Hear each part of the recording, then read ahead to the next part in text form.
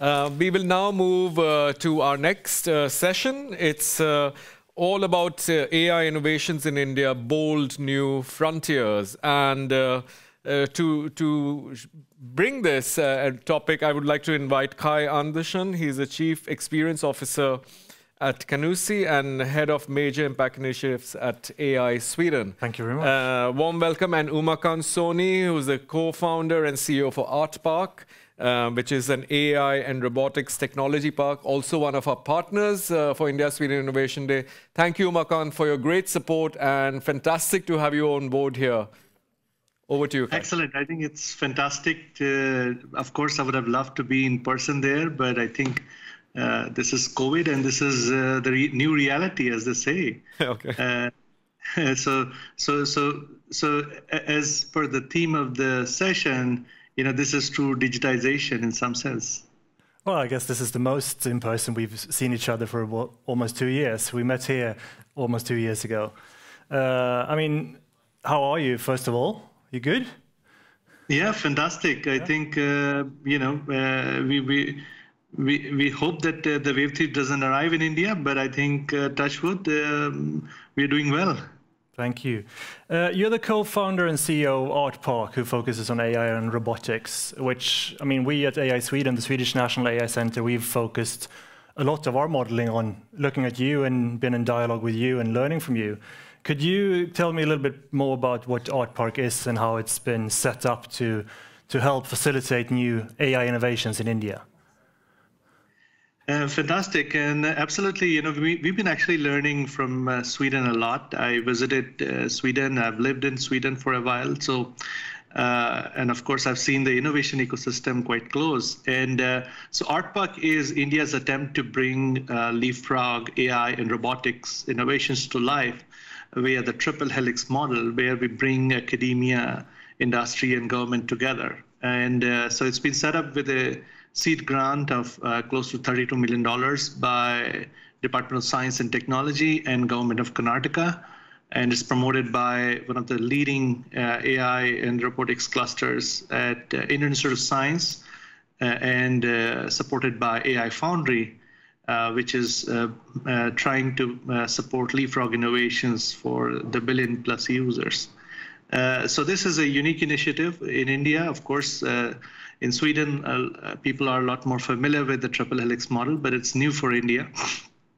There are 3 major areas that we are focusing on. We see that India, because it has got the billions, it can be the place for growing the innovation for the world in terms of what we call societal scale AI, right? The AI which is actually going to be really nationwide, you know, billion-plus users wide. And we hope to do it through the leapfrog initiatives, through what we call as moonshots. We literally have to take those bold technology moonshots to actually help implement societal scale AI in India. The second one is we have a very robust ARTPARK innovation program where we are supporting and nurturing AI and robotic startups. And to select those startups, we actually have a global investment committee, and I'm so glad to share with you that Robin Sukhia, President and Secretary General SIBC, is also part of the global IC. So it will actually help us to not only select interesting startups in India, but also globally and bring them together. The third big initiative that we are actually creating under ARTPARK is what we call as Art Venture Fund. It's a $100 million venture fund designed to support disruptive AI and robotics companies. And taken 3 of these together, we hope that you know, it will actually truly allow India to create innovations which will not only work in India, but actually globally as well. Well, thanks. I mean, I'm happy you mentioned the triple helix. Obviously, as a Swede, we're familiar with what we call the Swedish model, and we believe that that's the way forward to work together, industry and society, for those moonshot goals. And I mean, $100 million, that's a lot. Maybe we need to take a step back. So what, I mean, we've been talking now today about innovation and industry and automation, but what's the opportunity with AI if you take a step back? Why is this so significant? Why should we even care about AI? Absolutely, and I think it's a very pertinent question that you're asking, that why should we even care? There are three major things that I'm seeing. One is that we already have image and speech parity, apart from success in the strategy games like, Go. Anybody who's watched this fascinating the documentary about AlphaGo, there is stuff in there which is interesting, and also in some way it's also a bit of a challenge as well as a human being to see that there is AI is able to achieve success in strategy games, but that is definitely progress for sure. The second big interesting rise that what you're seeing is what we call as the one-shot learning, what GPT-3 and Vduo 2.0 demonstrated, which is about the transformer approach. And I think probably it actually is, signals the beginning of a new wave of AI in which you could actually take the learning in one domain and apply it to other domains as well. And of course, it is right now, just the beginning, and we have a long way to go. But the disruptive potential is actually quite unique. Right now, it is probably starting with NLP, natural language processing. But, I believe that, approaches like this, or maybe some different approaches, could actually allow us to have cross-domain AI, and that could be truly revolutionary. The third thing, which is kind of interesting, and actually I want to share something on the screen. So I don't know whether I can, show my screen and show you this fundamental shift that I'm seeing, but I will try to see if I can. Yeah, do give it a try. I'll tell you if it shows up. So this is kind of interesting to see. On the left-hand side. Umakant, I don't think we're seeing your screen. Any tech person in the room?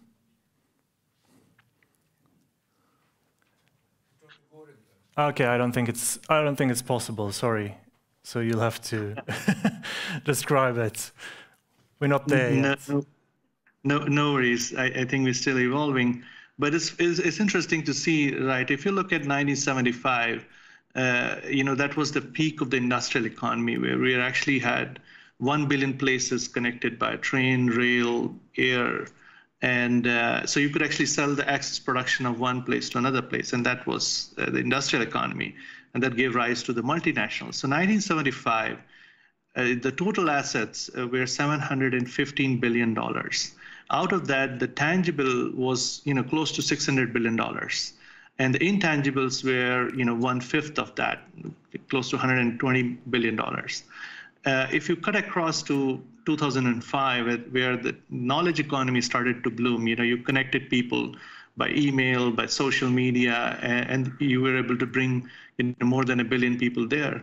The ratio of tangible to intangible completely flipped, so that intangible were close to $9.5 trillion, and the tangibles were around $2.5 trillion. So almost the tangibles were like 4 times of the intangibles were 4 times that of tangible. And when you see now, where we are actually heading into what we call as the AI-driven experience economy, where we're going to connect 5 billion people with 50 billion intelligent things in next 10 years or so, creating what we call as the experience economy. Just a case in point is example is Alexa, where that gives you an idea that what would have been probably in the past, maybe the king and the queen would have their personal butler or assistant, but now you can actually have the same virtual experience, something that can actually help you shop, can order songs, do other things. And this experience economy, we're going to have more than 90% of the value chain lying with what we call as the intangible intelligent experiences. And that is a remarkable shift. And what it means is that we're going to automate the tangible part of the economy, but the intangible is going to be much, much bigger. And while people talk about with AI economy, you're going to be loss of jobs, this experience economy will be driven by the human imagination, intelligence. And we're probably going to see, abundance of jobs. I mean, so much abundance that people will not do jobs. They will actually work. They will choose what they want to work on. And it's a fundamental shift. And that's a shift that I feel that we need to actually focus on and bring insight as to what is it that we can truly create. Because if I look at it, especially if you look at it from an India's perspective, next 15 years are very critical. We are hitting this demographic potential. We will have the largest working population, and at the same time, there's this fascinating AI experience economy coming together, which is driven by this exponential growth of computing. So that's where it's kind of interesting and insightful, the way I see it, that it's going to be really interesting times in India, because if you look at it, we have the diversity in terms of data.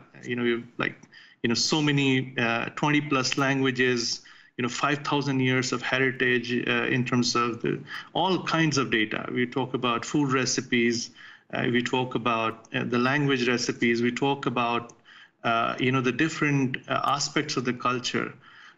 The culture is actually, it's accumulation of longitudinal data sets, the practices which have actually proved to be sustainable in nature. And it is kind of interesting, and I talk about it because we actually have been investigating the whole perspective of how do we prevent disease to happen. And we looked at the recipes, and we realized that the vegetarian recipes that India actually has, they've been derived over a whole bunch of experiences, and they're ecologically sustainable. They're sustainable from the health perspective, and they're also actually very interestingly sustainable from economic perspective as well. They are the cheapest to produce with the lowest amount of energy consumption in them. So it's kind of interesting to see that if you can actually take the data and you could actually code that into algorithms, it will not only result in something that will be useful for India, but actually something that you could actually take across globally as well. Yeah. Can I ask you about something there? Because I think what you mentioned was really important in the beginning, that the comparison between tangible value and cognitive value output in our like the augmentation of human value output, and where AI can help grow that value. If you were to put your money on invest your money in AI automating and making things that we really already do more efficient, or boosting cognitive power, where would you put your money? I think I would say there are two phases to it. I think in the beginning of the curve, most of the solutions that we're going to actually see will focus on the tangible part, because the tangible part of the assets where you will try to share the assets, bring in intelligence that you could actually automate a part of that and create value, because those are the low-hanging fruits. But as AI gathers steam and it actually will start to go across the domains, the customer experience perspective, which will actually be the core of the experience economy, it will start to take the center stage. And if you were to ask me, frankly, I think I see that in 2025 to 2030, that's where the experience economy will start to come on its own, and you will see so many interesting, disruptive companies getting built. And I predict that we're going to actually see companies which could be really, really large. There could be we talk about unicorns today, but we probably would be talking with the same perspective, maybe companies which are $10 to $50 billion worth. And that's why it's really exciting time, because we probably are laying the foundation of this experience economy. And we actually did some interesting experiments recently, and that's where it's exciting to talk about the bold new frontiers. At the heart of this COVID wave in India, which was really, really challenging, we realized that we have 850 million people living in the rural areas, and they have only 1,000 radiologists to work with. And we realized that the whole healthcare system was actually providers, driven, in the sense that you have primary, secondary, and tertiary. That's how you classify even how do you get access to healthcare services. And we realized that we need to invert that. How do we actually take care of 850 million Indians, because they were going through this COVID wave, and they had a major problem because if you can't assess the lung health accurately, you could die. We rolled out, it's a very interesting application called, X-ray Setu, which worked on WhatsApp. So you take an image from WhatsApp and you share it across to the AI service of the X-ray that you've taken, and we will provide you with almost real-time access to what actually that X-ray means. And the insight was very interesting. More than 12,000 doctors and X-ray technicians used that, and they just blew us away. And that's what we realized, that if we actually shift this healthcare from a provider-centric approach to a patient-centric approach, which emphasizes on the experience, because you want to take care, as a patient, you want to take care of prevention, you want to take care of the early diagnosis experience, you want to take care of the care workflow experience, you want to take care of the follow through. So this is where we see the shift actually happening, and I personally believe that we're going to see really interesting companies coming up, which are going to dominate in that kind of flip. I mean, I think that's a very, very good example of a tangible case where AI can really help and where you can innovate and improve society and improve life for humans. But we see those kinds of ideas and implementations in startups with venture capital backing all the time, but they kind of bump into the hurdle of legacy and get shot down either on public side or on big corporate side. What's the model of ARTPARK and the collaboration and the triple helix that can kind of break through that barrier so we can take those innovations and get them out into society? Absolutely. I think you're so right. The deep technology innovations have always found it very hard to get back because the cycles are actually pretty long. And that's where the innovation ecosystem that we're trying to develop with ARTPARK is actually very fascinating, because we see that the new breakthrough ideas are going to come from the global academia and the industry collaboration. And that's what we try to seed it with the research ecosystem, where we can actually give them funding and the grants to start with.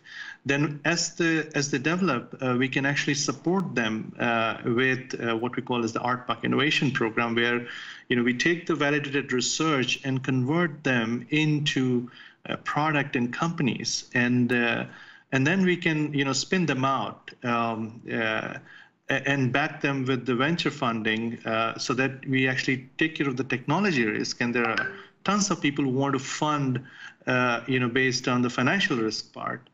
But if we take care of the technology risk, then these deep tech companies that suddenly become very lucrative, because here's the thing, right? I mean, a company like Google took only $25 million in funding, and today let's look at it where it is. It's north of $1 trillion in market cap, and those are the kind of companies we see will come out of this ecosystem. And the interesting thing is that India, because you have data and then you have talent, we have 8% of the global AI talent working in India.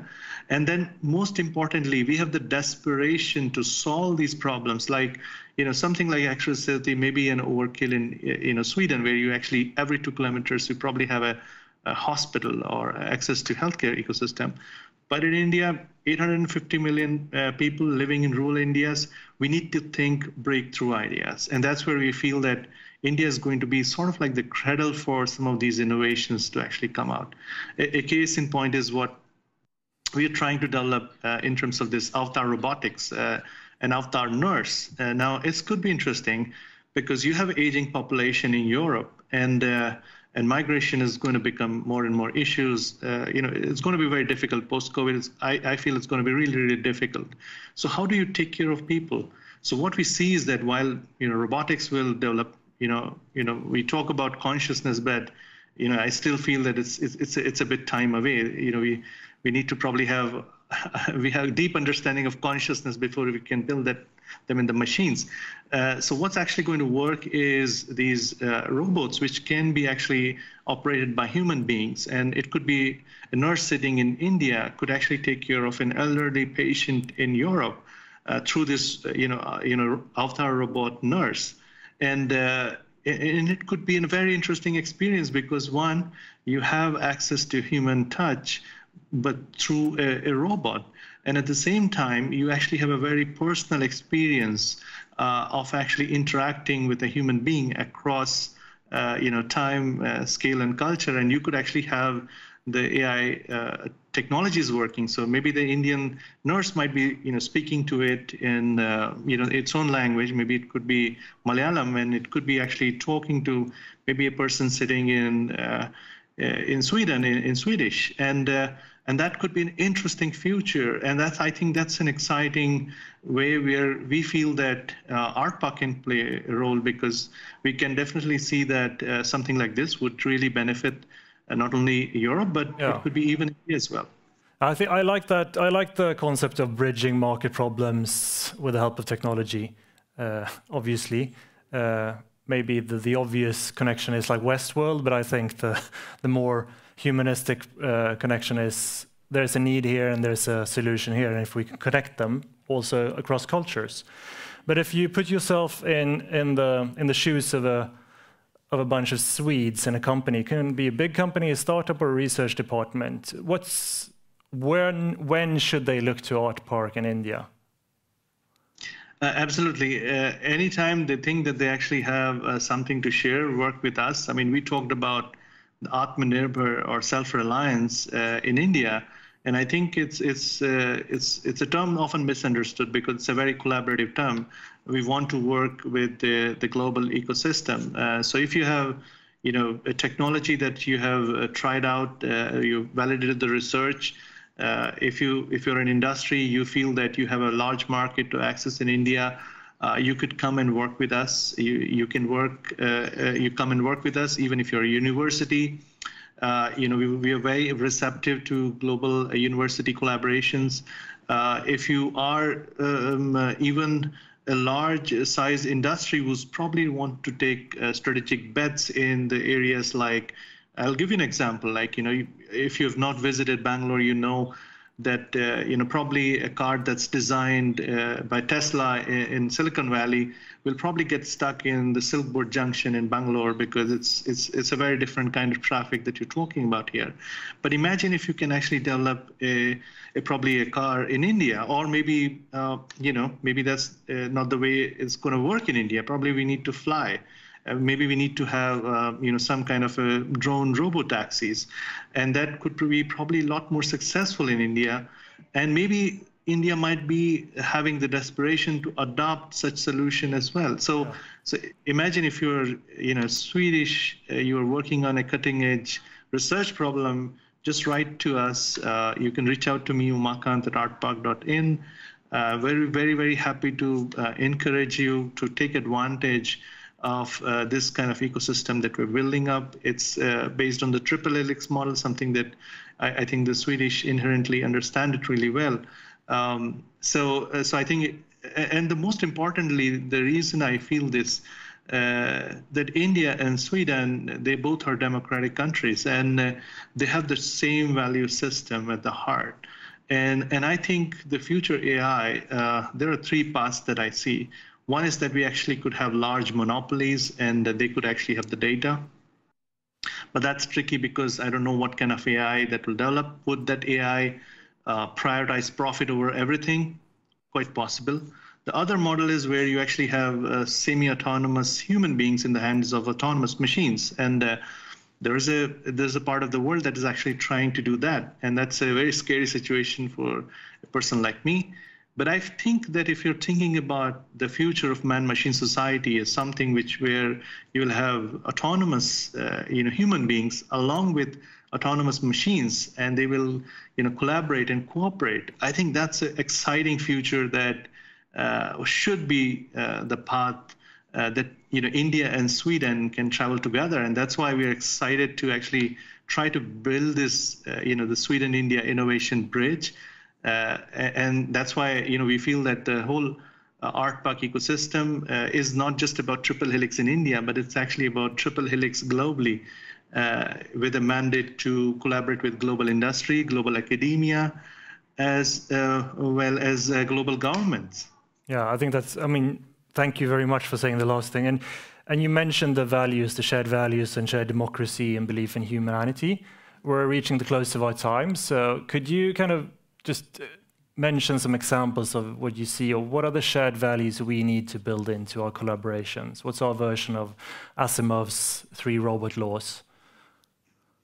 Absolutely. I think we need to probably go back to some of those science fiction novels and exercise our imagination of what could actually happen. I think 3 things which are very clear. One, AI future has to be inclusive. I think if you're building these pockets of AI excellence, and while the vast majority probably suffers, I think that's a very tricky situation. It could actually lead to very explosive transition. So it has to be inclusive. Second is equitable. I think we have to treat whether you're made up of carbon or silicon, you should be treated with same amount of respect. And I think that we would have to probably bake that in ourselves. The third is, and I think it's going to be really, really interesting and exciting, is the perspective that, it has to be built with global collaboration. And I think no country can do it alone. And I think the AI future needs to be built by all of us coming together. Thank you very much, Umakant. Very good. Thank you for a good talk, and I wish you a good rest of the day. Thank you very much.